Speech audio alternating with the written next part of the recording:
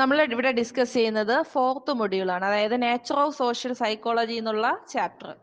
അതിലെ ലീഡർഷിപ്പാണ് ഈ പാഠത്തിൽ ബേസിക്കലി വരുന്നത്. എന്താണ് ലീഡർഷിപ്പ് എന്നുള്ളത്, അതിൻ്റെ ഡെഫിനിഷൻ, അതിൻ്റെ എലമെന്റ്സ്, പിന്നെ ക്യാരക്ടറിസ്റ്റിക്സ്, പിന്നെ ക്ലാസിഫിക്കേഷൻ, അതിൻ്റെ ടൈപ്സ്, പിന്നെ ഫങ്ഷൻസ് ഓഫ് ലീഡർഷിപ്പ്. ഒരു ഷോർട്ട് എസ്സേക്കോ അല്ലെങ്കിൽ 5 മാർക്കിനോ ഒക്കെ ചോദിക്കാൻ പോസിബിൾ ആയിട്ടൊരു ക്വസ്റ്റ്യൻ ആണ്. ഷോർട്ട് എസ്സേ ചോദിക്കാം, അല്ലെങ്കിൽ ചിലപ്പോൾ എസ്സേ തന്നെ ചോദിക്കാം. പിന്നെ 2 മാർക്സും ഷുവർ ആണ്. ഓക്കെ, നിങ്ങൾക്ക് കൊടുത്തിട്ടുള്ളതിൽ ഏറ്റവും ചെറിയ മൊഡ്യൂളാണ് ഈ ലീഡർഷിപ്പ് എന്നുള്ളത്. So leadership is A social phenomenon that exists in one form or other form in every form of life all over the world. ലോകത്തെ എല്ലാ സ്ഥലത്തും ഒരു രീതിയിൽ അല്ലെങ്കിൽ മറ്റൊരു രീതിയിൽ ഈ പറയുന്ന ലീഡർഷിപ്പ് എക്സിസ്റ്റ് ചെയ്യുന്നുണ്ട്, നിലനിൽക്കുന്നുണ്ടെന്നാ പറയുന്നത്. നേതൃസ്ഥാനം എല്ലായിടവും ഉള്ളതാണല്ലോ നേതാക്കന്മാര്, അല്ലെ? ഏത് ഫീൽഡ് എടുത്താലും നമുക്ക് കാണാം. The emergence of leadership is the result of a social process. ഈ പറയുന്ന ലീഡർഷിപ്പ് എമർജ് ചെയ്യുന്ന എങ്ങനെയാണ്? As a result of social പ്രോസസ്സിന്റെ ഭാഗമായിട്ടാണ് എമർജ് ചെയ്യുന്നത്. Got it? Then people come together in groups to satisfy both task and social needs. അപ്പൊ ആളുകൾ ഒരുമിച്ച് ചേരുന്നത് ചില ടാസ്ക് ഫങ്ഷൻ ചെയ്യുന്നതിനും ചില ടാസ്ക് നടത്തുന്നതിനും പല സോഷ്യൽ നീഡ്സ് സാറ്റിസ്ഫൈ ചെയ്യുന്നതിനും വേണ്ടിയായിരിക്കും, അല്ലെ? കുറെ ആളുകൾ ഇങ്ങനെ ഒരുമിച്ച് ഒരു കാര്യം ചെയ്യുമ്പോഴത്തേക്കും ദേ നീഡ് എ ലീഡർ, അല്ലേ? അവർക്കൊരു ലീഡർ എപ്പോഴും വേണ്ടി വരും. സ്വാതന്ത്ര്യ സമരം നമ്മൾ കണ്ടതാണ്, അല്ലെ? അപ്പൊ അവർക്ക് എന്ത് വേണം? കുറെ ആളുകൾ ഒരുമിച്ചത് കൊണ്ട് മാത്രം ഒന്നും നടക്കത്തില്ല. എല്ലാം കോർഡിനേറ്റ് ചെയ്ത് കൊണ്ടുപോകുന്ന ഒരു ലീഡർ വേണം. ടീം ലീഡർ എന്നൊക്കെ നമ്മൾ പറഞ്ഞു കേട്ടിട്ടില്ലേ? Leadership, the leader follower relationship can be described. ഇവിടെ നമ്മൾ കാണുന്നത് ഒരു ലീഡർഷിപ്പ് എടുത്തു കഴിഞ്ഞാൽ ലീഡർ ഫോളോവർ റിലേഷൻഷിപ്പാ കാണുന്നത്. ലീഡറും ആരാ? അദ്ദേഹത്തിന്റെ അനുയായികളും ഫോളോവറും. ലീഡർ ഫോളോവർ റിലേഷൻഷിപ്പ് ആണ് അവിടെ വരുന്നത്. നിങ്ങൾ കൊട്ടേഷൻ കൊടുക്കണം എക്സാമിന്. നമ്മൾ അതിനെ എങ്ങനെ ഡിഫൈൻ ചെയ്യും? Leadership is A behaviour that affects the behaviour of other people. Leadership എന്ന് പറഞ്ഞാൽ നമുക്കറിയാം ഒരു ക്വാളിറ്റിയാണ്, അല്ലേ? നിങ്ങൾക്കറിയാലോ, ചെറിയ ക്ലാസ്സിൽ സ്കൂളിൽ തന്നെ ലീഡറിനെ എടുക്കുന്നത്. പഠിക്കുന്ന കുട്ടിയായിരിക്കും, ചിലപ്പോൾ നല്ല ആക്റ്റീവ് ആയിട്ടുള്ള കുട്ടിയായിരിക്കും, അല്ലെ? അപ്പൊ മറ്റുള്ളവരെ നോക്കണം, മറ്റുള്ളവരെ ലുക്ക് ആഫ്റ്റർ ചെയ്യാനുള്ള ഒരു കഴിവുണ്ടാവണം. ആ ഒരാളെയാണ് നമ്മൾ എന്തായിട്ട് എടുക്കുന്നത്? ലീഡറായിട്ട് എടുക്കുന്നത്. Yes, more than their behavior affects that of the leader. ഫോളോവറുടെ ബിഹേവിയറിനെ ആരുടെ ബിഹേവിയർ അഫക്ട് ചെയ്യും എന്നാ പറയുന്നത്? ലീഡറുടെ ബിഹേവിയർ അഫക്ട് ചെയ്യും. മനസ്സിലായി? അപ്പോൾ ലീഡർ നന്നായിരുന്നാൽ മാത്രമേ ഫോളോവേഴ്സ് നന്നായിരിക്കത്തുള്ളൂ എന്നാണ് അവിടെ അവർ മീൻ ചെയ്യുന്നത്. Clear? Leadership is influencing the activities of an organised group towards goal achievement. അപ്പൊ ലീഡർഷിപ്പ് എന്ന് പറയുന്നത് ഇൻഫ്ലുവൻസ് ചെയ്യുന്നത് എന്തിനെയാണ്? ഒരു ഗ്രൂപ്പിനെ മൊത്തത്തിലാണ് അവരുടെ ഗോൾ അച്ചീവ് ചെയ്യുന്നത്. ഒരു നല്ല ലീഡർ നല്ല നേതൃസ്ഥാനത്ത് നിന്നാൽ മാത്രമേ അവർക്ക് അച്ചീവ് ചെയ്യാൻ പറ്റത്തുള്ളൂ. എന്താണ്? അവരുടെ ഗോൾ, അവരുടെ ലക്ഷ്യം അവർക്ക് അച്ചീവ് ചെയ്യാൻ പറ്റത്തുള്ളൂ. Got it? Then leadership is a process of influence between leader and those who are followers. നമ്മൾ ആദ്യം പറഞ്ഞ ഒരു സാധനമാണ് അവിടെ കാണുന്ന ഒരു റിലേഷൻഷിപ്പ് ഏതെന്നുള്ളത്. ഇനി 4 എലമെന്റ്സ് ആണ് ഒരു ലീഡർഷിപ്പിൽ വരുന്നത്. ഓക്കെ, 4 എന്താണ് ഈ നേതൃസ്ഥാനത്തിൽ 4 ഘടകങ്ങൾ വരുന്നുണ്ട്. എലമെന്റ്സ്, ഘടകം. Okay, it is an activity or a process. ഒരു ആക്ടിവിറ്റിയാണ് അല്ലെങ്കിൽ പ്രോസസ് ആണ്. It is a process of influence. സ്വാധീനിക്കുന്നതാണ്, അല്ലെ? സ്വാധീനമാണ് ഇവിടെ. ആരെ സ്വാധീനിക്കുന്നു എന്ന് നമ്മൾ പറഞ്ഞു. ആരാണ്? ലീഡർ ഫോളോവറിനെ സ്വാധീനിക്കുന്നു. Then it involves actor who are both leader and followers. ഇവിടെ ഒരു ആക്ടർ മസ്റ്റ് ആണ്, നമ്മുടെ ഒരു ലീഡർ മസ്റ്റ് ആണ്. Then the leadership process has various outcome. ഒരു ലീഡർഷിപ്പ് പ്രോസസ്സിൽ ഒരുപാട് ഔട്ട്കം ഉണ്ടാവാറുണ്ട്. ഔട്ട്കം എന്ന് പറഞ്ഞു കഴിഞ്ഞാൽ എന്താ? റിസൾട്ട്, അല്ലെ? ഗോൾ അച്ചീവ്മെന്റ് ഉണ്ടാവാറുണ്ടെന്ന് പറയുന്നു. ഇനി നമ്മൾ ഇതിന്റെ ക്യാരക്ടറിസ്റ്റിക്സ് നോക്കിക്കഴിഞ്ഞാൽ ഒരു 7 പോയിന്റ്സ് പറയുന്നുണ്ട്. 7 points. In an adaptable situation the basic features of leadership. ഒരു സാധാരണ ഒരു സാഹചര്യത്തിൽ, അസാധാരണമല്ല, എല്ലാവർക്കും എന്താ അഡാപ്റ്റബിൾ ആയിട്ടുള്ള സ്വീകാര്യമായ യോജിച്ച രീതിയിൽ നമ്മൾ എടുത്തു കഴിഞ്ഞാൽ ഒരു ലീഡർഷിപ്പ് എന്ന് പറഞ്ഞാൽ അതിന്റെ features: alert toward social situation. ഒരു സാമൂഹിക ഒരു എന്താണ് സാഹചര്യം ഉണ്ടാകുമ്പോൾ അലേർട്ടായിരിക്കണം. ദെൻ കോപ്പറേഷൻ വേണം. ഫോളോവറും മറ്റേ ആളും തമ്മിൽ എന്ത് വേണം? കോപ്പറേഷൻ വേണം. പിന്നെ എന്താണ്? അവർ ചെയ്യുന്ന കാര്യത്തിനെ കുറിച്ച് എന്തായിരിക്കണം? ഡിസീവ് ആയിരിക്കണം. ഡിസീവ് എന്ന് പറയുമ്പോഴത്തേക്ക് ഒരു ഷുവർട്ടി, ഒരു ഉറപ്പൊക്കെ ഉണ്ടാവണം. നമ്മൾ ചെയ്യാൻ പോകുന്ന കാര്യം ഇതാണ് എന്നുള്ള ഒരു ധാരണയും ഉറപ്പും എല്ലാവർക്കും ഉണ്ടാവണം. അവസാനം വരെ ഒരുമിച്ച് നിൽക്കും എന്ന് പറയുന്ന ഉറപ്പ്. സമരത്തിനൊക്കെ പോകുന്ന കണ്ടിട്ടില്ലേ? ഫ്രണ്ടിൽ നിന്ന് അടിയ ഒരു കല്ലേറ വരുമ്പം നേതാവാദ്യം ഓടും അല്ലേ, സേഫ് ആയിട്ട്. പിന്നെ അതുപോലെ എന്താണ് ഡിപ്പെൻഡബിൾ, ആശ്രയിച്ചിരിക്കും. ആരാണ് നമ്മുടെ ലീഡറിന്? അനുയായികളും വേണം, അനുയായികൾക്ക് ആരും വേണം? ലീഡർ വേണം. ലീഡർ മാത്രം, ഗാന്ധിജി മാത്രം പോയി ഫ്രണ്ടിൽ നിന്ന് ഇങ്ങിതാടെ സ്വാതന്ത്ര്യം എന്ന് പറഞ്ഞാൽ നമുക്ക് കിട്ടുമോ?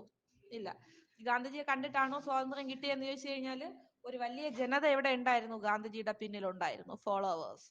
ഓക്കെ, അപ്പം അവരെ കോർത്തിണക്കാൻ ഗാന്ധിജി വേണം. എന്നാൽ ഗാന്ധിജി അവിടെ നിൽക്കണമെങ്കിൽ ബാക്കിൽ അവരും വേണം. ആ ഒരു പവർ.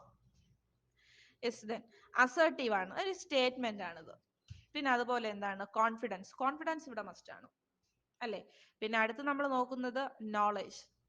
ഒരു ധാരണ വേണം, അവർ ചെയ്യുന്ന കാര്യത്തിനെ കുറിച്ച് ഒരിക്കലും അറിവും ധാരണയൊക്കെ വേണം എന്നാണ് പറയുന്നത്. അല്ലാതെ സമരക്കാര് ജാഥ വിളിച്ചുകൊണ്ട് പോകുമ്പോൾ എന്തിനാന്ന് ചോദിച്ചു കഴിഞ്ഞാൽ, ആരോടും ചോദിച്ചു കഴിഞ്ഞാൽ അവര് വിളിക്കുന്നു, നമ്മൾ വിളിക്കുന്നു, എന്തിനാന്ന് നടത്തുന്നവർക്കും അറിയില്ല, പോകുന്നവർക്കും അറിയില്ല. ആ ഒരു രീതിയല്ല. ഇനി ഇനി നമ്മൾ ലീഡർഷിപ്പിന്റെ ബേസിക് ക്യാരക്ടറിസ്റ്റിക്സ് നോക്കിക്കഴിഞ്ഞാൽ ഇതൊരു ക്ലാസിഫിക്കേഷൻ തന്നെയാണ്, അല്ലെങ്കിൽ ഒരു ടൈപ്പ് ക്യാരക്ടറിസ്റ്റിക്സ് ആണ്. ഇനി മറ്റൊരു ടൈപ്പ്, അതിലൊരു 5-6 പോയിന്റ്സ് വരണുണ്ട്. ഫസ്റ്റ്, ഇന്റലിജൻസ് വേണം. Intelligence. Leaders usually possess high intelligence than their followers. ആരെക്കാളും നോളജ് വേണം, ഇന്റലിജൻസ് വേണം. ഫോളോവേഴ്സിനെക്കാളും ലീഡർക്ക് ഇന്റലിജൻസ് വേണം. ഡോമിനൻസ്. ഡോമിനൻസ് എന്ന് പറഞ്ഞാൽ അറിയാലോ, ഒരാളാ എവിടെ നിൽക്കും? കുറച്ചുകൂടെ മുകളിൽ നിൽക്കും. Dominance was the highly correlated variable next to intelligence. Intelligence കഴിഞ്ഞാൽ ഡോമിനേറ്റ് ചെയ്യാനുള്ള ഒരു കപ്പാസിറ്റിയാണ് അടുത്ത് വേണ്ടത്. മൂന്നാമത്തത്, ഏറ്റവും മസ്റ്റ് വേണ്ടത് അഡ്ജസ്റ്റ്മെന്റ് ആണ്. Okay, the leader should be A person who can very well adjust with the followers. 50 ആളുകളെ 50 ആളുകളെ നമ്മുടെ കീഴിൽ നിൽക്കുമ്പോൾ 50 ആളുകൾക്ക് 50 ബിഹേവിയർ ആയിരിക്കും അല്ലെ, അല്ലെങ്കിൽ 50 കൾച്ചർ, അല്ലെ 50 നേച്ചർ ആയിരിക്കും. ഇതെല്ലാം കൂടെ കോർഡിനേറ്റ് ചെയ്യാൻ പറ്റണം, അഡ്ജസ്റ്റ് ചെയ്യണം, അല്ലെങ്കിൽ നമ്മൾ ഉദ്ദേശിക്കുന്ന ഔട്ട്കം കിട്ടത്തില്ല. Got it? Then activity. Active people are generally coming up as leaders. Active people ആണ് സാധാരണ എന്ത് ചെയ്യുന്നത്? ലീഡേഴ്സ് ആയിട്ട് വരുന്നത്. ദെൻ ചിലർ നല്ല ബുദ്ധിയും വൈഭവവും ഒക്കെ ഉള്ളവരായിരിക്കും, പക്ഷെ ആക്റ്റീവ് ആയിരിക്കത്തില്ല. അപ്പൊ അവർക്ക് നമ്മൾ നേതൃസ്ഥാനം കൊടുത്തു കഴിഞ്ഞാൽ എന്ത് ചെയ്യത്തില്ല? കാര്യമില്ല. Got it? യെസ്. അടുത്ത് എക്സ്ട്രാവേർഷൻ. എക്സ്ട്രാവേർഷൻ പ്രത്യേകിച്ച് ഒരു ക്വസ്റ്റ്യൻ കൂടെയാണ് കേട്ടോ. അതായത് നമ്മൾ അന്തർമുഖൻ എന്ന് പറയത്തില്ലേ, അതിന്റെ ഓപ്പോസിറ്റ് ആണ് ഈ പറയുന്ന എക്സ്ട്രാവേർഷൻ, ബഹിർമുഖൻ. 1-2 കാര്യത്തിൽ മാത്രം ഫോക്കസ് ചെയ്യുന്ന ആളുകളല്ല, പുറത്തു കിടക്കുന്ന എല്ലാ കാര്യത്തിനെ കുറിച്ചിട്ടും എല്ലാത്തിലും ഇടപെട്ട് ആ രീതിയിലുള്ള ആളുകളാണ്. എക്സ്പോസ്ഡ് ആയിട്ടുള്ള ആളുകൾ, കുറച്ചുകൂടെ മറ്റേ ഇൻക്ലൂസീവ് ആയിട്ടുള്ളതിനെക്കാളും കുറച്ചുകൂടെ എക്സ്പോസ്ഡ് ആയിട്ടുള്ള ആളുകളാണ് ഈ പറയുന്ന എക്സ്ട്രോവേർഷൻ എന്ന് പറയുന്നത്. ഒരു നാണക്കേടോ ചമ്മലോ അങ്ങനെയൊന്നും പാടില്ല അല്ലെ നമ്മുടെ ഒരു നേതാവിനെന്ന് പറഞ്ഞു കഴിഞ്ഞാൽ. ഇപ്പൊ ഒരു കുട്ടിയെ കൊണ്ട് സ്റ്റേജിൽ വിടുമ്പോഴത്തേക്ക്, പാടാൻ വിടുമ്പോഴത്തേക്ക് സ്റ്റേജ് ഫിയർ ഉണ്ടാവും, ആണല്ലോ? എന്തുണ്ടാവും? Stage fear. എന്നാൽ ഒരു പാർട്ടിയിലുള്ള ഒരു സംസാരിക്കുന്ന ആള്, ഏത് പാർട്ടിയിൽ ഒരു മനുഷ്യൻ ഫ്രണ്ടിലുണ്ടെങ്കിലും ശരി, 50,000 ആള് ഫ്രണ്ടിലുണ്ടെങ്കിലും ശരി, അവർ തുറന്നു പറയും അല്ലേ എല്ലാം. അതാണ് ആ പറയുന്ന ഒരു ഇതെന്ന് പറയുന്നത്, പവർ എന്ന് പറയുന്നത്. There are always exposed in various activities in society. സൊസൈറ്റിയിലെ എല്ലാ ആക്ടിവിറ്റീസിലും എല്ലാത്തിലും ഇവര് ഉണ്ടാവണം. പിന്നെ ലാസ്റ്റ് പോയിന്റ് ആണ് നമ്മുടെ സോഷ്യൽ ഡിസ്റ്റൻസ്. സോഷ്യൽ ഡിസ്റ്റൻസ് എന്താ അതില്? The effective leaders maintain certain distance in all their deeds അല്ലേ. അപ്പം എല്ലാ കാര്യത്തിലും ഒരു ഡിസ്റ്റൻസ് കീപ്പ് ചെയ്യണം. എന്ന് പറഞ്ഞു കഴിഞ്ഞാൽ നമ്മൾ പറയുമ്പോഴത്തേക്കും അഗാധമായിട്ട് അതിലങ്ങ് ഇഴുകി ചേരും ഓക്കെ, എന്നാലും ഒരു ചെറിയ ഗ്യാപ്പ് അവിടെ ഇട്ടേക്കും. അല്ലെങ്കിൽ ആ ലീഡർക്ക് ഒരു വില കിട്ടത്തില്ല. വില എന്ന് പറയുമ്പോഴത്തേക്കും മറ്റുള്ളവർ എന്ത് ചെയ്യത്തില്ല, അത്രത്തോളം ഒരു പവർ കൊടുക്കത്തില്ല. അതുകൊണ്ട് മറ്റുള്ളവരിൽ നിന്ന് എപ്പോഴും ഒരു പടി മുന്നിൽ നിൽക്കാൻ ശ്രമിക്കും. നമ്മൾ സിനിമയിൽ ഒരു സോങ് തന്നെ കാണത്തില്ലേ, എല്ലാവരും ഒരേ കളർ ഡ്രസ്സ് ഇട്ടിരിക്കും, നായകൻ മാത്രം വ്യത്യസ്തമായിട്ടുള്ള ഡ്രസ്സ്. അത് തന്നെയാണ് അതിന്റെ ഒരു സിമ്പിൾ ആയിട്ടൊരു വ്യത്യാസം. അതുപോലെ തന്നെയാണ്. ഇനി ക്ലാസിഫിക്കേഷൻ ആണ് നമുക്ക് അടുത്ത് വരുന്നത്. ഇതിനകത്ത് ക്ലാസിഫിക്കേഷൻ നമുക്കൊരു 8-9 ക്ലാസിഫിക്കേഷൻ ആണ് വരുന്നത്. നമ്മൾ അടുത്ത് ഡിസ്കസ് ചെയ്യുന്നത് classification and types of leadership എന്നുള്ള ടോപ്പിക്കാണ്. അതിൽ കൂടെ ഒരു ടോപ്പിക് കൂടെ വരുന്നുണ്ട്, ഫങ്ഷൻസ് ഓഫ് ലീഡർഷിപ്പ്. ഓക്കെ, ക്ലാസിഫിക്കേഷന് 9 ക്ലാസിഫിക്കേഷൻ ആണ് ബേസിക്കലി, അല്ലെങ്കിൽ 9 ടൈപ്സ് ആണ് ഈ പറയുന്ന ലീഡർഷിപ്പിന് വരുന്നത്. First one, charismatic leader. നമ്മളെ തിയറിയിൽ പഠിക്കും, അതോറിറ്റി ഒക്കെ വരുന്ന തിയറിയിൽ ഇത് നമ്മൾ പഠിക്കും. അപ്പൊ ഇവിടെ കരിസ്മാറ്റിക് ലീഡർ എന്ന് പറയുമ്പോൾ വെബർ ഡിനോട്ട്സ് വെബർ എന്ന് പറഞ്ഞാൽ നമ്മുടെ മാക്സ് വെബർ ആണ്. Weber denotes leadership is based on divine or super natural power. മറ്റെന്തെങ്കിലും കഴിവുള്ള ആളിനെ, സൂപ്പർ നാച്ചുറൽ ആയിട്ട് കഴിവുള്ളവരെ, അല്ലെങ്കിൽ ദൈവിക ഭാവം എന്ന് നമ്മൾ കരുതി അല്ലെ, ആ രീതിയിൽ വിശ്വസിച്ച് നമ്മൾ എന്ത് ചെയ്യുന്നത്, നമ്മുടെ നേതൃസ്ഥാനം കൊടുക്കുന്ന ആളിനെ നമ്മൾ എന്താ ഈ പറയുന്ന കരിസ്മാറ്റിക് അതോറിറ്റിയിൽ പെടുത്തും. പ്രത്യേകിച്ച് നിങ്ങളുടെ ഇവിടെ എക്സാമ്പിൾ കൊടുത്തിരിക്കുന്ന ജീസസ് ആണ്. ദൈവം നമ്മളെ നയിക്കുന്നു, നടത്തുന്നു എന്നല്ലേ പറയുന്നേ. യെസ്, ആ ഒരു tone. Yes. Second one, symbolic leader. A leader with prestige may symbolised a nation. Symbolic ആയിട്ടുള്ള ഒരു എന്താണ്, മറ്റെന്തെങ്കിലും പദവി, ഇപ്പൊ യൂറോപ്യൻ കിങ്സ്, രാജാവിനൊക്കെയുള്ള അധികാരം, അതാണ് സിംബോളിക്. ഓക്കെ, ചെങ്കോലും കിരീടവും എന്താണ്, സിംബൽസ് അല്ലേ, അവരുടെ അധികാരത്തിന്റെ സിംബൽസ് ആണ്. Such one. The headman. Okay, അടുത്ത എന്താണ്, ദ ഹെഡ്മാൻ. ഓക്കെ, തലവൻ എന്ന് നമ്മൾ പറയുന്നത്. The headman is an institutional leader. ഒരു ഇൻസ്റ്റിറ്റ്യൂഷന്റെ ലീഡർ. വിദ്യാഭ്യാസ സ്ഥാപനം ആവാം, മറ്റേത് സ്ഥാപനവും ആവാം. പിന്നെ എക്സ്പേർട്ട്, അറിവുള്ളവരെ നമ്മൾ എന്ത് ചെയ്യുന്നത്, ലീഡർ ആക്കി വെക്കുന്ന എക്സ്പേർട്ടിനെ. The leadership is based on achievement on a certain field. ഏതെങ്കിലും മേഖലയിലെ അച്ചീവ്മെന്റ്. ഇപ്പൊ ന്യൂട്ടൺ എടുത്തു നോക്കൂ. ന്യൂട്ടൺ ഏത് മേഖലയിലാ? സയൻസ്. Yes, science. ഓക്കെ, അപ്പൊ ആ രീതിയിൽ അങ്ങനെ എന്തെങ്കിലുമൊക്കെ കഴിവുള്ള ആളിനെ. യെസ്. ദെൻ പിന്നെ ഇന്റലക്ച്വൽ ലീഡർ. ഇന്റലക്ച്വൽ രണ്ടും കൂടെ തെറ്റിപ്പോവില്ല കേട്ടോ. എക്സ്പെർട്ട് എന്ന് പറയുമ്പോൾ അത്തരത്തിലുള്ള മേഖല. ഇന്റലക്ച്വൽ ലീഡർ എന്ന് പറയുമ്പോഴത്തേക്ക് പൊളിറ്റിക്കൽ, ലിറ്റററി റൈറ്റേഴ്സ് ഒക്കെയാണ് വരുന്നത്. ഓക്കെ, ലിറ്റററി റൈറ്റേഴ്സിനെ നമുക്ക് ഫോക്കസ് ചെയ്യാം. ദെൻ അഡ്മിനിസ്ട്രേറ്റീവ് ലീഡർ എന്ന് പറയുമ്പോഴത്തേക്ക് എന്താണ്, this kind of leader is found in business or government etcetera. ഭരണ മേഖലയിൽ ഉയർന്ന ആളിനെ നമ്മൾ എന്ത് ചെയ്യത്തില്ലേ, ആദരിക്കത്തില്ലേ, ബഹുമാനിക്കത്തില്ലേ. ഒരു കളക്ടർ എന്നൊക്കെ പറഞ്ഞാൽ അറിയാതെ നമ്മൾ ഇവിടെ ഇരിക്കും അവർ വരുമ്പോഴത്തേക്ക്, അതോ നമ്മൾ എഴുന്നേറ്റ് നിന്ന് ബഹുമാനിക്കൂ? ആ, ഒരു കർഷകൻ വരുമ്പോ എഴുന്നേറ്റ് നിന്ന് ബഹുമാനിക്കൂ? ആരെയാ ബഹുമാനിക്കേണ്ടേ? ഈ കർഷകൻ ഉള്ളതുകൊണ്ടാണ് അവൻ കളക്ടർ അവിടെ ഇരിക്കുന്നത്. ഓക്കെ, അല്ല, അദ്ദേഹം കളക്ടർ അവിടെ ഇരിക്കുന്നത്. You want to think. Yes. Then മൂന്നാമത്തത്, സോറി, സെവൻത് വൺ ഏതാണ്? ബ്യൂറോക്രാറ്റ്സ്. ഈ കർഷകൻ കൃഷി ചെയ്ത് ആഹാരം കൊടുത്താലല്ലേ അദ്ദേഹത്തിന് പഠിച്ച് ഉന്നതിയിൽ വരാനുള്ള കഴിവ് കിട്ടത്തുള്ളൂ. യെസ്. ബ്യൂറോക്രാറ്റ്സ്. അടുത്തെന്താ നമ്മൾ പറയുന്നത്? ബ്യൂറോക്രാറ്റ്സ് എന്ന് പറയുമ്പോൾ ഉദ്യോഗസ്ഥ വൃന്ദം എന്ന് പറയുന്നതാണ് കേട്ടല്ലോ. The bureaucracy implies the division of task, services and roles implementing or completion of the goal. ഒരു ലക്ഷ്യത്തിന് വേണ്ടിയിട്ട്, ഒരു കാര്യം അല്ലെ, ഒരു കാര്യം നടത്തുന്നതിന് വേണ്ടിയിട്ട് എന്താണ്, ഒരു ഓഫീസർ ഉണ്ടാവും, അല്ലെങ്കിൽ ഒരു എന്താണ് ഉദ്യോഗസ്ഥനായിട്ടുള്ള ഒരാളുണ്ടാവും. അവരെ നമ്മൾ ബഹുമാനിക്കുന്നു. ഒരു ഒരു പഞ്ചായത്ത് ഓഫീസിൽ പോകുമ്പോൾ അവിടുത്തെ ഒരു ആളാവാം, വില്ലേജിൽ പോകുമ്പോൾ ഒരു വില്ലേജ് ഓഫീസർ ആവാം. ഇവരെല്ലാം ഈ ബ്യൂറോക്രസിയിൽ വരുന്ന ആളുകൾ തന്നെയാണ്. അവരെ നമ്മൾ ബഹുമാനിക്കത്തില്ലേ? ബഹുമാനിക്കത്തില്ലേ? ബഹുമാനിക്കും. അതാണ് അവിടെ വരുന്നത്. ഇനി അടുത്ത് റിഫോർമർ ഓർ അജിറ്റേറ്റർ. ഓക്കെ, നവോത്ഥാന നായകർ എന്നൊക്കെ നമ്മൾ പറയത്തില്ലേ, അതാണ് അവിടെ വരുന്നത്. നമ്മുടെ നെപ്പോളിയൻ എന്നൊക്കെ പറയുന്ന. Okay, it is like A Hitler. Okay, who can rule the world, rule the people. Okay, ലോകം മൊത്തം ഭരിച്ച, റിഫോം ചെയ്ത ആരാ? ഹിറ്റ്ലറെ പോലുള്ള, നെപ്പോളിയനോ മുസോളിനിയോ ഒക്കെ നിങ്ങൾക്ക് പറയാം കേട്ടോ. പിന്നെ ഇൻസ്പിരേഷൻ ലീഡേഴ്സ് ഉണ്ട്. ഇൻസ്പിരേഷൻ ലീഡേഴ്സ് എന്ന് പറയുമ്പോൾ അവരുടെ മോട്ടിവേറ്റിംഗ് ആയിട്ടുള്ള ആശയങ്ങളുണ്ടല്ലോ, നമ്മളെ മോട്ടിവേറ്റ് ചെയ്യുന്ന ആൾക്കാര്. അബ്ദുൽ കലാം, വേറെ ഒരാളെ പറഞ്ഞേ, മദർ തെരേസ, നെൽസൺ മണ്ടേല, ഇത്തരത്തിലുള്ള ആളുകളുണ്ടല്ലോ. അപ്പൊ ഇവരെയൊക്കെ നമ്മൾ നേതാക്കന്മാരായിട്ട് നമ്മൾ മനസ്സാലെ അംഗീകരിച്ചവരാണ് അല്ലേ. ഇന്നുള്ളവരെയൊക്കെ നമ്മൾ മനസ്സാലെ അംഗീകരിക്കുന്നവരല്ല. പക്ഷെ ഇവരൊക്കെ എങ്ങനെ നമ്മൾ അംഗീകരിക്കുന്ന മനസ്സാലെ. ഓക്കെ, അപ്പൊ ഇതാണ് അവിടുത്തെ ക്ലാസിഫിക്കേഷൻ. Please read it. നമ്മുടെ last topic functions of leadership എന്നുള്ളതാണ്. എന്തൊക്കെയാണ് ഒരു ലീഡർഷിപ്പിന്റെ അല്ലെങ്കിൽ ഒരു ലീഡറുടെ ഫങ്ഷൻസ് എന്നുള്ളത് നമുക്ക് നോക്കാം. First one, setting goals. ഒരു ലക്ഷ്യം അല്ലെ, ഒരു ലക്ഷ്യം സെറ്റ് ചെയ്യുക എന്നുള്ള. A leader is expected to perform creative function അല്ലെ. ക്രിയേറ്റീവ് ആയിട്ടുള്ള ഫങ്ഷൻസ് ആണ് ഒരു ലീഡറിൽ നിന്ന് നമ്മൾ എപ്പോഴും പ്രതീക്ഷിക്കുന്നത്. ദെൻ രണ്ടാമത്തെ, organizing. The leader should create and shape the organization on specific scientific line. ശാസ്ത്രീയമായിട്ടുള്ള രീതിയിൽ എന്ത് ചെയ്യണം, ഒരു ലീഡർ കാര്യങ്ങൾ, ഒരു ഇൻസ്റ്റിറ്റ്യൂഷൻ ഓർഗനൈസ് ചെയ്യണം. ഒരു സംഘടനാ ബോധം അദ്ദേഹത്തിന് ഉണ്ടാവണം. ഓക്കെ, ആ ഒരു രീതി എല്ലാവർക്കും ഇല്ല അത്. ഓക്കെ, കമ്മിറ്റഡ്നെസ് എന്നൊക്കെ നമ്മൾ പറയും. Then initialising of action. A leader has is to take initiative all matters of interest of group. അല്ലെ, ഗ്രൂപ്പിലുള്ള എല്ലാവരും എല്ലാം ചെയ്യിക്കുന്നതിന് ഇനിഷ്യേറ്റീവ് എടുക്കുന്നത് ഇദ്ദേഹമായിരിക്കണം. അല്ലെ, ഒരു തുടക്കക്കാരൻ ഇദ്ദേഹമായിരിക്കണം, ലീഡർ ആയിരിക്കണം. പിന്നെ co-orientation. A leader should coordinate all activities regarding the institution and its members. ആ ഗ്രൂപ്പിലെ എല്ലാ ആളുകളുടെ എല്ലാ കാര്യങ്ങളും കോർഡിനേറ്റ് ചെയ്യുന്നത് ഇദ്ദേഹമായിരിക്കണം, കോർഡിനേറ്റർ ആണ്. അപ്പം ഫങ്ഷൻസ് ഓഫ് ലീഡർഷിപ്പ് എന്ന് പറയുമ്പം ഫങ്ഷൻസ് ഓഫ് എ ലീഡർ എന്ന് ചോദിച്ചാൽ you want to write these points.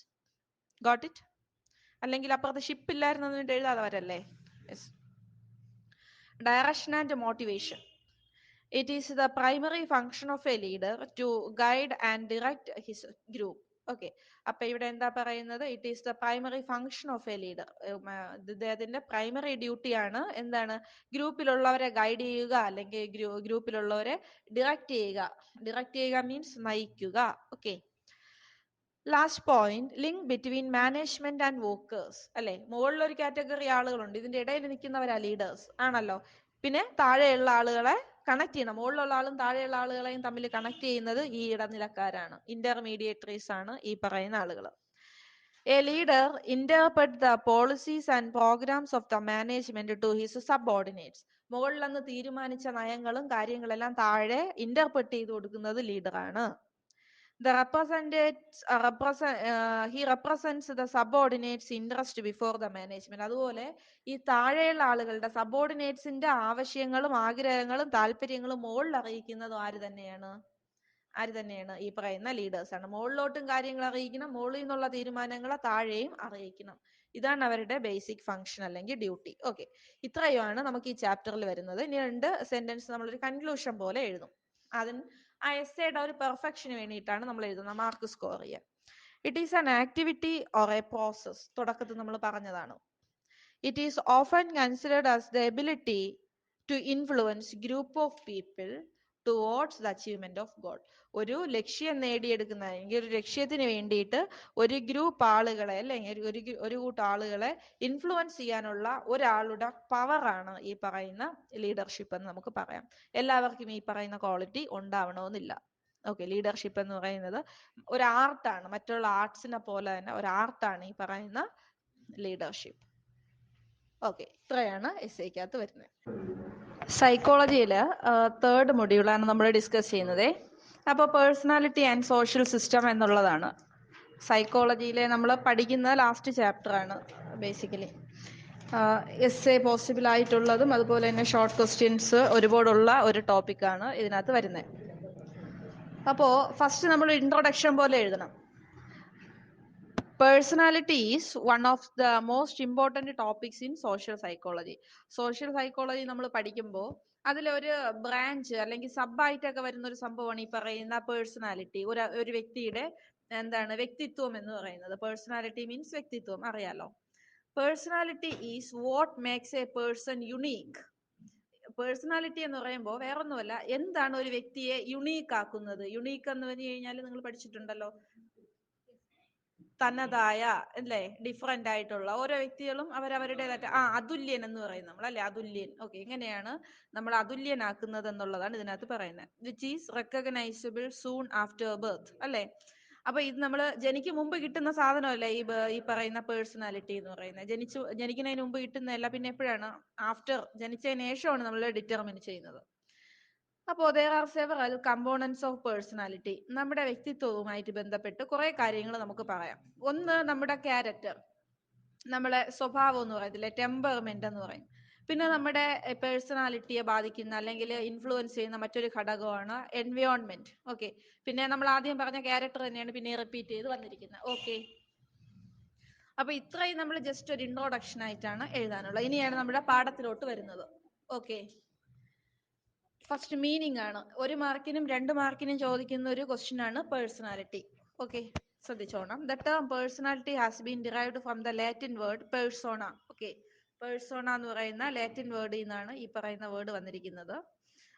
At first this word was used for mask worn by actor to change their appearance. Okay, അപ്പൊ ആദ്യം നമ്മൾ ഇതിനെ പറയുന്നത് ആക്ടേഴ്സ് യൂസ് ചെയ്യുന്ന മാസ്ക് അല്ലെ, മുഖം മൂടിയിട്ട്. നമ്മൾ പറയില്ലേ, നമ്മൾ സോഷ്യോളജി ഇനി പഠിക്കാനുള്ള സംഭവമാണ് ഫ്രണ്ട് സ്റ്റേജ് ബാക്ക് സ്റ്റേജ് എന്നൊക്കെ നമ്മൾ പറയും. അപ്പോൾ ഫ്രണ്ട് സ്റ്റേജ് എന്ന് പറഞ്ഞു കഴിഞ്ഞാൽ നമ്മുടെ സൊസൈറ്റിയിൽ ഒരാള് എന്താണ് അവരുടെ റിയൽ ഫേസ്, റിയൽ എന്താണ് കൾച്ചർ, അതുപോലെ റിയൽ ലാംഗ്വേജ് ഒന്നും അല്ല ഉപയോഗിക്കുന്നത്. അപ്പൊ നമ്മൾ സൊസൈറ്റിയിൽ പുറത്ത് ഒരു പബ്ലിക് പ്ലേസിൽ നിൽക്കുമ്പോൾ നമ്മൾ മാസ്ക്ഡ് ഫേസ് എന്നാ പറയുന്നത്, മുഖം മൂടിയാ നിൽക്കുന്നത്. നമ്മുടെ യഥാർത്ഥ കാര്യങ്ങളല്ല അവിടെ വരുന്നത്, അല്ലേ? പക്ഷെ നമ്മുടെ വീട്ടിലായിക്കോട്ടെ, അല്ലെങ്കിൽ നമ്മുടെ പേഴ്സണൽ സ്ഫിയറിലായിക്കോട്ടെ, നമ്മുടെ സ്വകാര്യപരമായ സ്ഥലങ്ങളിൽ നമ്മൾ നമ്മുടെ ഒറിജിനൽ വ്യക്തിത്വം, അല്ലെങ്കിൽ അൺകവർ ആയിട്ടുള്ള ഫേസ് ആണ് നമ്മൾ ഉപയോഗിക്കുന്നത് എന്നാണ് പറയുന്നത്. രണ്ട് ഫേസ് ഉണ്ട്, ഒന്ന് മാസ്ക്ഡ് ഫേസ്, ഒന്ന് അൺകവർ ഫേസ്. ഓക്കെ, ഒന്ന് കവർ ഇട്ടത് എന്ന് പറഞ്ഞാൽ നമ്മുടെ ഒറിജിനൽ കാണിക്കാതെ നമ്മുടെ ഫാബ്രിക്കേറ്റഡ് ആയിട്ടുള്ള ഒരു രീതിയും കാര്യങ്ങളും കാണിക്കുന്നത്. വീട്ടിലിരിക്കുമ്പോഴത്തേക്ക് നമ്മൾ പറയത്തില്ല, നമ്മുടെ ദേഷ്യവും സ്നേഹവും സന്തോഷവും സങ്കടവും എല്ലാം നമ്മൾ നേരെ കാണിക്കുന്നത് എവിടെയാണ്? വീട്ടിലാണെന്ന് പറയത്തില്ലേ, അല്ലെ? അപ്പൊ അതാണ് ബേസിക്കലി ഇവിടെ പറയുന്നത്. അപ്പൊ ഇതെല്ലാം എന്തുമായിട്ട് ബന്ധപ്പെട്ടിട്ടുള്ളതാണ്? പേഴ്സണാലിറ്റിയുമായിട്ട് ബന്ധപ്പെട്ടിട്ടുള്ളതെന്ന് പറയുന്നു.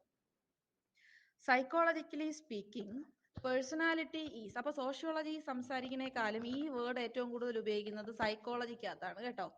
അപ്പൊ personality is all about person is. Okay, ഒരു വ്യക്തിയെ കുറിച്ചുള്ള എല്ലാ കാര്യങ്ങളും വരുന്നത് ഈ പേഴ്സണാലിറ്റിക്കകത്താണ്. ഓക്കെ, it is the totality of one's behaviour towards oneself as well as others. ഒരു വ്യക്തിയെ കുറിച്ച് മറ്റൊരാളുമായിട്ട് കമ്പയർ ചെയ്യുമ്പോഴോ അല്ലാതെയോ ഒരു വ്യക്തിയെ കുറിച്ചുള്ള ഫുൾ കാര്യങ്ങളാണ് ബേസിക്കലി ഇതിനകത്ത് വരുന്നത്. ഓക്കെ, ഒരു വ്യക്തിയെ കുറിച്ചിട്ടുള്ള മൊത്തം കാര്യങ്ങൾ ഇതിനകത്ത് വരുന്നുണ്ട്. Then it includes everything about person's physical, emotional, social, mental and spiritual makeup. അപ്പൊ എന്തൊക്കെ ഇതിനകത്ത് വരുന്ന? ഒരു വ്യക്തിയെ കുറിച്ചുള്ള ഫിസിക്കൽ ആയിട്ടുള്ള ഭൗതിക ശരീരപരമായിട്ടുള്ള കാര്യങ്ങൾ വരുന്നു, എമോഷണൽ അവർക്കുണ്ടാകുന്ന വികാരങ്ങൾ വരുന്നു, പിന്നെ സോഷ്യൽ സാമൂഹികവും അതുപോലെ തന്നെ മാനസികവും മെന്റലും ആയിട്ടുള്ള, സ്പിരിച്വലും മെന്റലും ഒക്കെ ആയിട്ടുള്ള എല്ലാ കാര്യങ്ങളും പേഴ്സണാലിറ്റിക്കകത്ത് വരുന്നുണ്ട്. ഒരാളുടെ ശരീരപ്രകൃതി, മൈൻഡ്, എമോഷൻസ്, ഫിയർ, ഹാപ്പിനെസ്, ഇതേപോലെയുള്ള ശരീരത്തിനെയും മനസ്സിനെയും ബാധിക്കുന്ന എല്ലാ കാര്യവും നമ്മൾ ഏതിനകത്ത് പഠിക്കും? പേഴ്സണാലിറ്റിക്കകത്ത് പഠിക്കും. ഓക്കെ, പേഴ്സണാലിറ്റി കൗൺസിലിങ്ങിനുള്ളിൽ നമ്മൾ പഠിക്കും. നമുക്കറിയാം, നമ്മൾ ഇടയ്ക്കിടയ്ക്ക് ഭയങ്കര ഒരുമാതിരി വേർക്കുന്നു, അല്ലെങ്കിൽ ടൈം നോക്കിയിരിക്കുന്നു. അതിനർത്ഥം എന്താ? നമ്മുടെ പേഴ്സണാലിറ്റിയിൽ കാണിക്കുന്നതാണ്, നമ്മൾ അറിഞ്ഞുകൊണ്ടോ അറിയാതെ വരുന്നതാണ്. അതൊരു ഒരു സിമ്പലാണ്. അതെന്ന് വെച്ച് കഴിഞ്ഞാൽ എന്തുകൊണ്ടാണ് നമ്മൾ അങ്ങനെ പറയുന്നത്? എന്തോ ടെൻഷൻ ഉണ്ടെന്നുള്ള അർത്ഥമാണ്, അല്ലെ? എന്തോ ഒരു ടെൻഷൻ ഉണ്ടെന്നുള്ള അർത്ഥമാണ്, അല്ലെ?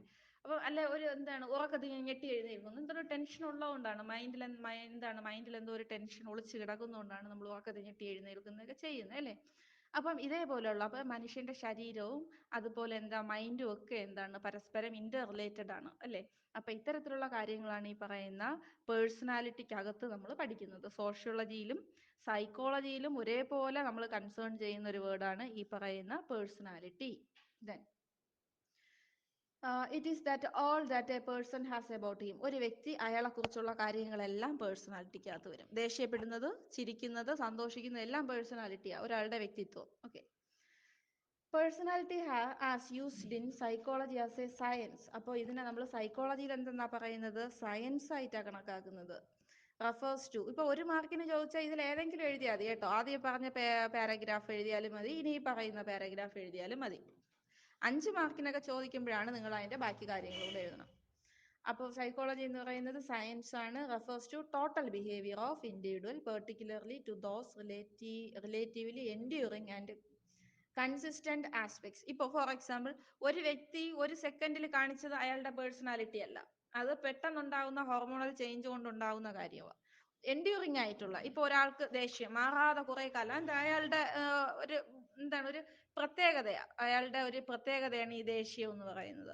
അല്ലെങ്കിൽ ഓവറായിട്ട് സെൻസിറ്റീവ് ആയിട്ടുള്ള മൈൻഡ് എന്നൊക്കെ പറയത്തില്ലേ, നമ്മൾ കൈൻഡ് ഹാർട്ട് എന്നൊക്കെ പറയത്തില്ല. അപ്പൊ അതൊക്കെ എൻഡ്യൂറിങ് ആണ്. അവർ ഒന്നോ രണ്ടോ ദിവസം കൊണ്ട് ഉണ്ടായത്, ഒന്നോ രണ്ടോ ദിവസം കൊണ്ട് മാറിപ്പോകുന്നതോ ആയിട്ടുള്ള സാധനങ്ങളൊന്നും പേഴ്സണാലിറ്റിക്കകത്ത് പെടുത്തത്തില്ല.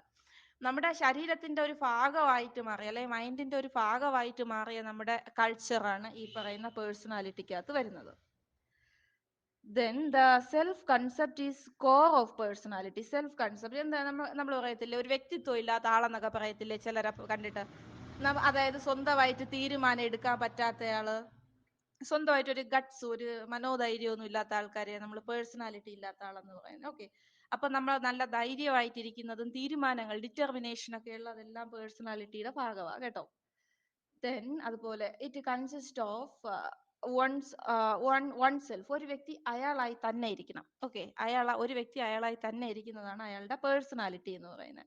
അല്ലാതെ മറ്റൊരാളെ കണ്ടുപഠിക്കുന്നതിനെ നമ്മൾ എന്തെന്നാ പറയുന്നത്? പേഴ്സണാലിറ്റി എന്നല്ല പറയുന്നത്, അത് നമ്മൾ ഇമിറ്റേഷൻ എന്ന് പറയും. ഓക്കെ, ഇമിറ്റേഷൻ ആണ്, അത് പേഴ്സണാലിറ്റി അല്ല.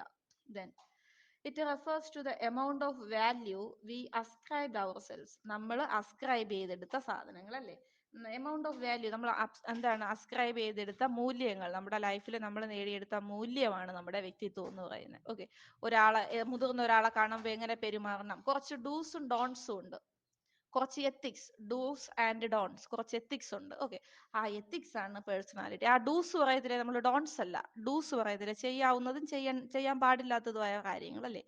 അപ്പൊ അതിൽ ചെയ്യാവുന്ന കാര്യങ്ങളാണ് ഒരാളുടെ പേഴ്സണാലിറ്റിയെ ഡിറ്റർമിൻ ചെയ്യുന്നത്. ഓക്കെ, ഒരാളുടെ മൈൻഡിന് ഹേർട്ട് ഇല്ലാതെ സംസാരിക്കുക, മറ്റൊരാളോട് സംസാരിക്കുമ്പോൾ അവർക്കൊരു ഹേർട്ട് ചെയ്യരുത്, അവർക്ക് ഹേർട്ട് ചെയ്യാതെ സംസാരിക്കുക, അവരെ ഇൻസൾട്ട് ചെയ്ത് പബ്ലിക്കായിട്ടോ അല്ലാതെ ഇൻസൾട്ട് ചെയ്ത് സംസാരിക്കരുത്. ഓക്കെ, അത് നമ്മളെല്ലാം തികഞ്ഞവരല്ലല്ലോ, മനസ്സിലായോ? അപ്പം അതൊക്കെയാണ് ഒരു വ്യക്തിത്വത്തിന്റെ മഹത്വം എന്ന് പറയുന്നത്.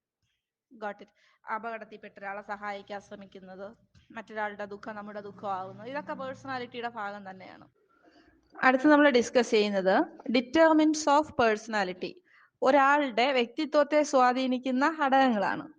Okay, first one freedom versus determinism. വേറെ എക്സ്പ്ലനേഷൻ ഒന്നും വേണമെന്നില്ല. പിന്നെ ഒന്ന് heredity versus environment, uniqueness versus universality, active versus reactive, optimistic versus pessimistic. ഈ പറയുന്ന 5 കാര്യങ്ങൾ നമ്മുടെ അടുത്ത ഫാക്ടേഴ്സിനകത്ത് ഇത് ഇൻക്ലൂഡ് ചെയ്ത് വരണുണ്ട്. ഓക്കെ, അപ്പോൾ ഫാക്ടേഴ്സ് അഫക്റ്റിംഗ് പേഴ്സണാലിറ്റിക്കകത്ത് 3 ഫാക്ടേഴ്സ്, ഒരു വ്യക്തിയെ സ്വാധീനിക്കുന്ന 3 കാര്യങ്ങൾ, 1 ബയോളജിക്കൽ, 2 സൈക്കോളജിക്കൽ, 3 സോഷ്യൽ. ഈ 3 കാര്യങ്ങളാണ് ബേസിക്കലി വരുന്നത്. അപ്പൊ ആദ്യം അതിന്റെ ഒരു ചെറിയ ഇൻട്രൊഡക്ഷൻ ആണ്, സോഷ്യൽ ലേണിംഗ് തിയറി. അപ്പൊ ഇവിടെ നമ്മൾ പ്രത്യേകിച്ച് ഒന്ന് ഓർക്കാനുള്ള ഒരു തിയറി ഉണ്ട്, സോഷ്യൽ ലേണിംഗ് തിയറി എന്നുള്ളത്. സൈക്കോളജിയിലൊക്കെ ഭയങ്കര ഇമ്പോർട്ടന്റ് ആയിട്ടുള്ള ഒരു തിയറിയാണ്. The social learning theory emphasizes the role of nature and environmental influence. ഒരു വ്യക്തിയുടെ സ്വഭാവ രൂപീകരണത്തില് പ്രകൃതി അല്ലെങ്കിൽ എൻവയോൺമെന്റ് എന്ത് ചെയ്യുന്നുണ്ട്? ഇൻഫ്ലുവൻസ് ചെയ്യുന്നുണ്ടെന്നാ പറയുന്നത്, സ്വാധീനിക്കുന്നുണ്ട്. സിഗ്മണ്ട് ഫ്രോയിഡ്, അപ്പോ ആളുടെ പേര് ഓർത്തോളണം, Sigmund Freud psychodynamic theory of personality assumes. അപ്പോൾ സിഗ്മണ്ട് ഫ്രോയിഡിന്റെ തിയറിയാണ് സൈക്കോ ഡൈനാമിക് തിയറി എന്ന് പറയുന്നത്. അപ്പോൾ the theory of personality assumes that an interaction between nature and nurture, 2 കാര്യങ്ങളുണ്ട്, ഒന്ന് നേച്ചർ, ഒന്ന് നർച്ചർ. നേച്ചർ എന്ന് പറയുമ്പോൾ ഇന്നേറ്റ് ഇൻസ്റ്റിൻറ്റ്, നമുക്ക് ജന്മനാ കിട്ടുന്ന എന്നൊക്കെ നമ്മൾ പറയത്തില്ലേ, അങ്ങനെയുണ്ട്. പിന്നെ നർച്ചർ എന്ന് പറയുമ്പോഴത്തേക്ക് പാരന്റൽ ഇൻഫ്ലുവൻസ്. പാരന്റൽ ഇൻഫ്ലുവൻസ് എന്ന് പറയുമ്പം വീട്ടുകാർ മാത്രമല്ല, സമൂഹവും നമ്മുടെ സ്വഭാവം രൂപീകരിക്കുന്നതിൽ എന്ത് ചെയ്യുന്നുണ്ട്? ഇൻഫ്ലുവൻസ് ചെയ്യുന്നുണ്ട്. ഓക്കെ, ഒന്ന് ജന്മനാ കിട്ടുന്ന ഒരു ക്യാരക്ടർ, ഒന്നെന്താണ് ജന്മനാ കിട്ടുന്ന ഒരു ക്യാരക്ടർ ഉണ്ട് നമ്മുടെ പേഴ്സണാലിറ്റിയിൽ. പിന്നെ നമ്മൾ ജനിച്ച ശേഷം നേടിയെടുക്കുന്നത്, നിങ്ങൾ സോഷ്യലൈസേഷൻ പഠിച്ചിട്ടുണ്ടല്ലേ, സോഷ്യലൈസേഷൻ. ഓക്കെ, സാമൂഹ്യവൽക്കരണ പ്രക്രിയ നിങ്ങൾ പഠിച്ചിട്ടുണ്ടല്ലേ. അപ്പൊ നമ്മൾ പഠിച്ചിട്ടുണ്ട്, സ്കൂൾ, കോളേജ്, അതുപോലെ ഫ്രണ്ട്സ്, പാരന്റ്സ്, ഇവരെല്ലാം നമ്മുടെ സ്വഭാവം രൂപീകരിക്കുന്നതിൽ വലിയ റോളാണ് കൊടുത്തിട്ടുള്ളത്, പാരന്റ്സ് ഒക്കെ. ഇതില് നമ്മൾ ഫസ്റ്റ് പറയുന്ന പോയിന്റ് ആണ് ഏതാ? ബയോളജിക്കൽ ഫാക്ടർ എന്ന് പറയുമ്പോൾ psychological base and structure of an individual influences largely the development of personality of an individual. വേറെ ഒന്നുമല്ല, ഹെറിഡിറ്ററി, നമ്മുടെ പാരമ്പര്യം എന്നുള്ളതാണ്. ഇപ്പൊ മക്കൾക്ക് അച്ഛന്റെ കളർ കിട്ടുന്നത്, അച്ഛന്റെ അമ്മയുടെ സ്വഭാവം കിട്ടുന്നത്, അല്ലെ അവരുടെ ഒരു ഷേപ്പ്, ഒരു രൂപം കിട്ടുന്നത്, ഇതൊക്കെയാണ് ആ ഹെറിഡിറ്ററി. അതുപോലെ തന്നെ ഹെയർ സ്റ്റൈൽ, ഇങ്ങനെയൊക്കെയുള്ള കാര്യങ്ങളുണ്ടല്ലോ, ഇതൊക്കെയാണ് ഒരാളുടെ പേഴ്സണാലിറ്റീനെ ഹെറിഡിറ്റി അല്ലെങ്കിൽ പാരമ്പര്യം സ്വാധീനിക്കും എന്ന് പറയുന്നത്. The foundation of the development starts when the child is in the mother's womb. Okay, ഇപ്പൊ ഒരു നമ്മുടെ ഗർഭസ്ഥ ശിശുവായിരിക്കുമ്പോൾ തന്നെ ഈ പറയുന്ന ഹെറിഡിറ്റി നമുക്ക് കിട്ടുമെന്നാ പറയുന്നത്. Okay, the physical structure such as complexion, നമ്മുടെ കളർ, പിന്നെ ഹെയറിന്റെ പ്രത്യേകത, കളർ ഓഫ് ദ ഹെയർ, പിന്നെ height, shape are due to the influence of heredity. Okay, പാരമ്പര്യം കൊണ്ട് കിട്ടുന്നതാണ് ഇതെല്ലാം. Got it? നിങ്ങൾ SSLC 10ാം ക്ലാസ്സിൽ പഠിച്ചിട്ടുണ്ടാവുമല്ലോ. അപ്പൊ പാരന്റ്സിന്റെ തന്നെ ആവണമെന്നില്ല. ക്രോമസോംസിന്റെ കാര്യങ്ങളൊക്കെ നിങ്ങൾ പഠിച്ചു, മറ്റേ XOU ഒക്കെ പഠിച്ചിട്ടുണ്ടാവും. അപ്പൊ അതിൽ നമ്മൾ പഠിച്ചിട്ടുണ്ട് പാരന്റ്സിന്റെ, അച്ഛന്റെ അമ്മയുടേതാവണമെന്നില്ല, ഗ്രാൻഡ് പാരന്റ്സിന്റേതാവാം അല്ലേ, ഗ്രാൻഡ് പാരന്റ്സിന്റേതാവാം അല്ലേ. ചില കുട്ടികൾ എടുത്തിട്ട് പറയില്ലേ, ആ അമ്മൂമ്മയുടെ അതേ പകർപ്പ് അല്ലെ അപ്പൂപ്പന്റെ അതേ പകർപ്പ് എന്നൊക്കെ പറയത്തില്ലേ. ആ ഒരു രീതിയാണ് ബേസിക്കലി വരുന്നത് കേട്ടോ. രണ്ടാമത് സ്വാധീനിക്കുന്ന ബയോളജിക്കൽ ആയിട്ടുള്ള ഫാക്ടർ എന്ന് പറയുന്നത് brain and central nervous system. Okay, brain. അതായത് in social interactions nerve system plays an important role. Central nerve system is the very delicate and complicated part of human body അല്ലെ. നമ്മുടെ central nerve system, കമ്പ്യൂട്ടറിന്റെ CPU എന്ന് പറയും പോലെയുള്ള സാധനമാണ് നമ്മുടെ നാഡീ ഞരമ്പ് വ്യവസ്ഥ എന്ന് പറയുന്നത് ആണല്ലോ. Then centres of learning and memory are in the എന്താണ് സെറിബ്രൽ കോർട്ടെക്സ്. അതൊക്കെ നിങ്ങൾ ബയോളജി പഠിക്കുന്ന കാര്യങ്ങളാണ്. എന്താണ് സെറിബ്രൽ കോർട്ടെക്സ്? നമ്മുടെ മെമ്മറി ഒക്കെ എവിടെയാണ്, നമ്മുടെ ഓർമ്മശക്തി നിലനിൽക്കുന്നത് എവിടെയാണ്? ബ്രെയിനിന്റെ ഭാഗങ്ങൾ നമ്മൾ പഠിച്ചിട്ടില്ലേ? അപ്പം എവിടെയാണ് മെമ്മറി നിൽക്കുന്നത്? സന്തോഷം എവിടെയാണ് നമുക്ക് ഫീൽ ചെയ്യുന്നത്, സങ്കടം എവിടെയാണ് ഫീൽ ചെയ്യുന്നത് എന്നൊക്കെ പറയുന്ന കാര്യങ്ങൾ, നമുക്ക് ഓർമ്മ എവിടെയാണ് സൂക്ഷിച്ചു വെക്കാൻ പറ്റുന്നത്, ഇങ്ങനെയൊക്കെ ഉള്ള കാര്യങ്ങൾ. അതുപോലെ തന്നെ നമ്മൾ പുറത്തു നിന്നുള്ള ഉത്തേജനങ്ങളൊക്കെ എവിടെയാണ് അറിയുന്നത്, ഇങ്ങനെയൊക്കെ പറയുന്ന കാര്യങ്ങളാണ് ബേസിക്കലി അതിൽ വരുന്നത്. അതായത് ചില പാരന്റ്സ്, നമ്മളൊരു കാര്യം ശ്രദ്ധിച്ചാൽ, അച്ഛനമ്മയ്ക്കൊക്കെ നല്ല ഓർമ്മശക്തി, അല്ലെ അമ്മൂമ്മയ്ക്ക് അപ്പൂപ്പനൊക്കെ നല്ല ഓർമ്മശക്തി ഉണ്ടെങ്കിൽ കുട്ടിക്കും അതാവാം അല്ലെ. നിങ്ങൾക്ക് അറിയാം, കണ്ണ് കണ്ടുകൂടാത്ത അച്ഛന് ജനിക്കുന്ന ചില കുട്ടികൾ എങ്ങനെയായിരിക്കും, കണ്ണ് കണ്ടുകൂടാത്ത കുട്ടികൾ ഉണ്ടാവാറുണ്ട്. മനസ്സിലായില്ലേ? അതെ, അത് കളർ, പാരന്റ്സിന്റെ കളർ കിട്ടുന്നത്, കാഴ്ചശക്തിയുടെ കാര്യത്തിൽ, അങ്ങനെ പല പല ക്യാരക്ടറിൽ, പല്ലിന്റെ ഷേപ്പ് വരെ ഇങ്ങനെ പാരന്റ്സിൻ്റെതാവാനായിട്ട് സാധ്യതയുണ്ട്. കുട്ടി വളരുമ്പോൾ ഉള്ള കാര്യം, ജനിക്കുമ്പോൾ പല്ലുണ്ടെന്നല്ല കേട്ടോ. We are able to acquire experiences and adjust with culture due to the performance of cortex. Okay, അപ്പൊ ഈ പറയുന്ന എന്താണ്, കോർട്ടെക്സുമായിട്ട് ബന്ധപ്പെടുത്തിയാണ് പറയുന്നത്. നമ്മുടെ എല്ലാ കാര്യങ്ങളും, എക്സ്പീരിയൻസും കാര്യങ്ങളെല്ലാം ഈ പറയുന്ന കോർട്ടെക്സുമായിട്ട് ബന്ധപ്പെട്ടിട്ടുണ്ട്. Okay, please read it.